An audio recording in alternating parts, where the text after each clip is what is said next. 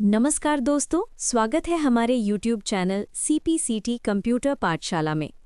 आज हम कंप्यूटर के इतिहास की पूरी कहानी को समझेंगे और वो भी खास तौर पर एग्जाम के नज़रिए से, जैसे कि सीपीसीटी, बैंक, पटवारी और एसएससी।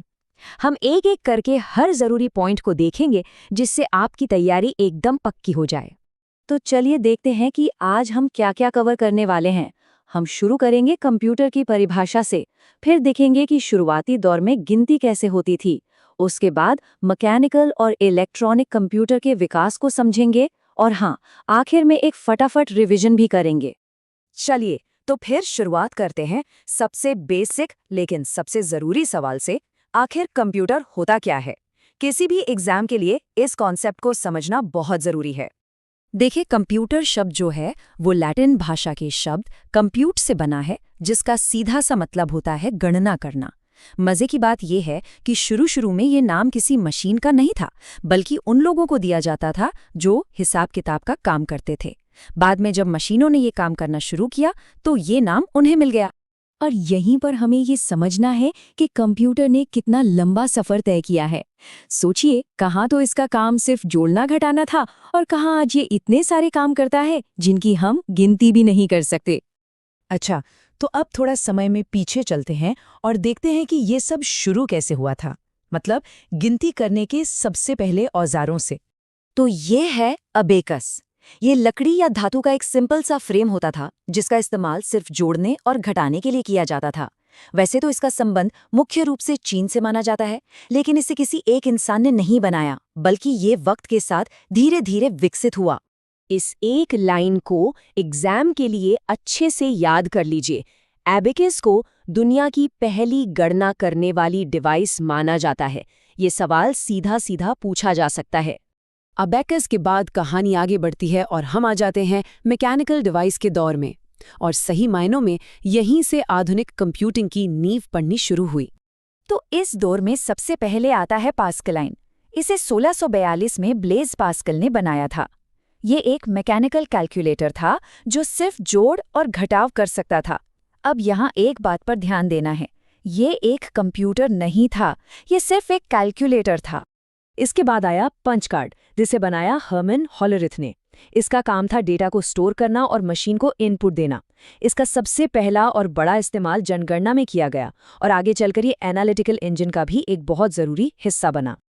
अब बात करते हैं डिफरेंस इंजन की। इसे 1822 में चार्ल्स बैबेज ने बनाया। ये मशीन गणितीय टेबल बना सकती थी और अपने आप कैलकुलेशंस भी कर सकती थी, लेकिन इसकी एक बहुत बड़ी कमी थी। इसमें न तो प्रोग्रामिंग की जा सकती थी और ना ही इसमें कोई मेमोरी थी। और फिर चार्ल्स बैबेज लेकर आए एनालिटिकल इंजन का कॉन्सेप्ट, जिसका डिज़ाइन उन्होंने 1833 में शुरू किया। और यही वो मशीन थी जिसने दुनिया के पहले मैकेनिकल जनरल पर्पस कंप्यूटर का आधार रखा। मतलब एक ऐसी मशीन जो सिर्फ एक काम नहीं बल्कि कई तरह के काम कर सकती थी। कमाल की बात यह है कि एनालिटिकल इंजन के 3 मुख्य हिस्से थे। इनपुट, जो पंच कार्ड से दिया जाता था, मिल, जो आज की सीपीयू की तरह काम करता था, और स्टोर, जो आज की मेमोरी की तरह था। देखा जाए तो आज के कंप्यूटर भी तो इसी बेसिक डिज़ाइन पर काम करते हैं।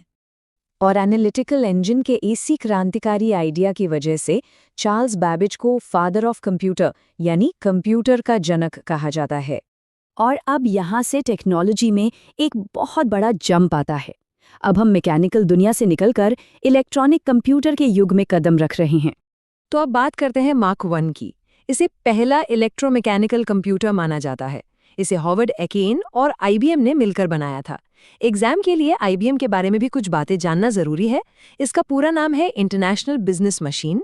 इसे बिग ब्लू भी कहा जाता है और इसका पुराना नाम सीटीआर था। अब आता है ENIAC। इसका पूरा नाम है electronic numerical integrator and computer. ये वैक्यूम ट्यूब्स की टेक्नोलॉजी पर चलता था और डेसिमल यानी दशमलव सिस्टम पर काम करता था। अच्छा, एक बात जो एग्जाम के लिए पत्थर की लकीर है वो ये है कि ENIAC को ही पहला इलेक्ट्रॉनिक कंप्यूटर माना जाता है। इस फैक्ट को एकदम दिमाग में बिठा लीजिए। यहाँ एक बहुत ही ज़रूरी कॉन्सेप्ट आता है स्टोर्ड प्रोग्राम का। देखिए, ये आइडिया दिया तो था जॉन वॉन न्यूमन ने, लेकिन इसे पहली बार असलियत में इस्तेमाल किया मॉरिस विल्क्स ने EDSAC नाम के कंप्यूटर में। एग्जाम में इन दोनों नामों और उनके काम को लेकर कंफ्यूजन हो सकता है, इसलिए इसे अलग अलग याद रखना जरूरी है। इस सफर में 2 और बड़े नाम आते हैं, EDVAC और UNIVAC। EDVAC वो पहला कंप्यूटर था जिसने बाइनरी सिस्टम का इस्तेमाल किया, और UNIVAC पहला ऐसा कंप्यूटर था जिसे बिजनेस और कमर्शियल कामों के लिए बनाया और बेचा गया।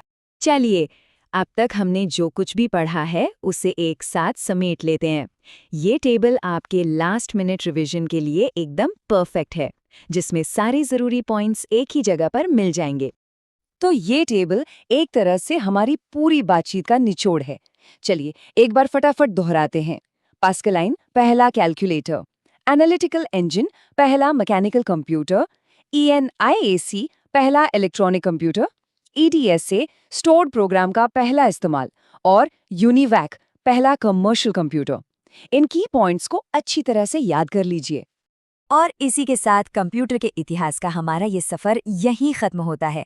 अब स्क्रीन पर जो सवाल है उसके बारे में ज़रूर सोचिएगा, इससे आपका रिवीजन और भी मजबूत होगा। हमारे साथ जुड़ने के लिए आपका बहुत बहुत धन्यवाद।